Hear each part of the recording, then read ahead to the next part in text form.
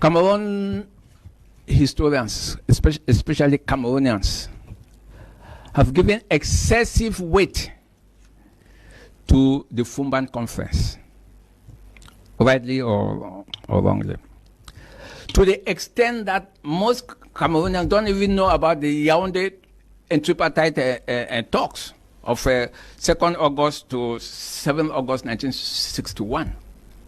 The Yaounde tripartite talks, that meeting was very, very, very important, because it was at that meeting that the proposals from FOUMBAN, because I've said it until at times I think I'm just wasting my time. No constitution came out from FOUMBAN. I want to make that very clear. No constitution came out from FOUMBAN.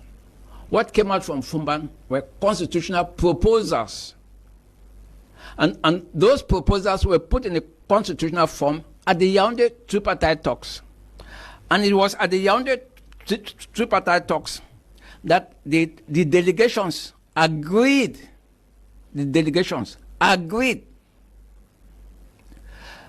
that the plebiscite results and the rest after the April 21, 1961 UN Resolution 1608, at the Yaounde tripartite talks, they agreed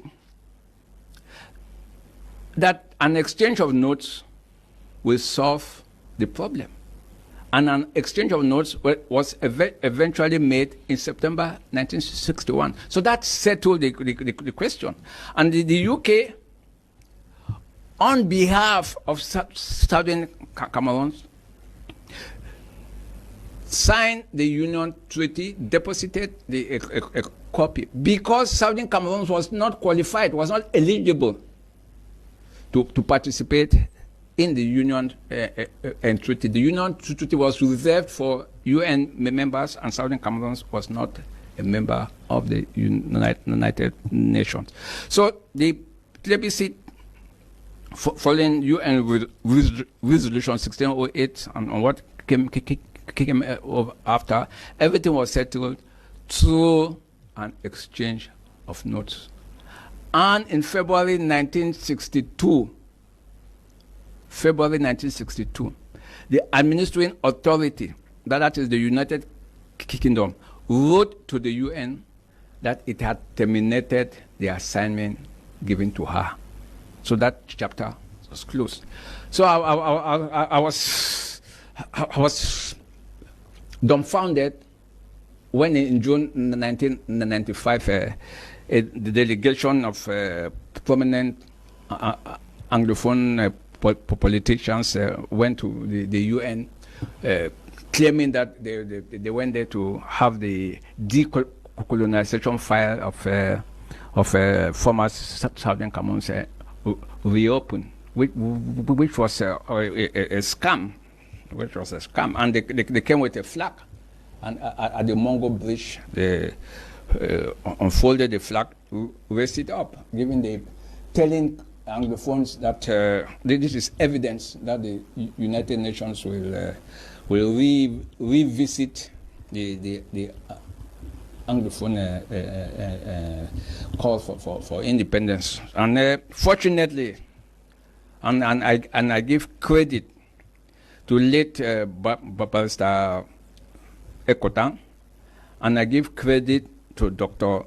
Simon Monzo, who were members of that delegation. Before Leonard Ekotan died, he made it very clear that that flag was not given to them by the UN. The flag was bought in the UN shop. But you are thanking them, and not me, who caused that information to come. Well, it's on this platform that Dr. Simon Munzu actually said that that flag was bought, and to authenticate what he said, because I know that by Saikuntang Elat led that delegation, I moved over to his residence in Boya, and I told him that this is what Dr. Simon Munzu said. He said yes, and the flag is in his house. So I caused both of them too. So that makes me feel fine that at least there are some Cameroonians, some Anglophones, who have realized that Cameroonians should not be emotional when discussing the history of Cameroon. So thank you for getting Dr. Monzo and also late Elat Ekotang to affirm, to confirm that in actual fact the flag was not given by the UN. Because when I said it much earlier, before you interviewed them and they confirmed it, I was accused of distorting the history of Cameroon. Lesson number one, my country people, Dr. Weti. Listen, whether or not you accept, my country people is a force to reckon with. Me, I agree. He's an enemy that is strong. So, Ambazonians will thank my country people for the wonderful job. Now, we'll go ahead.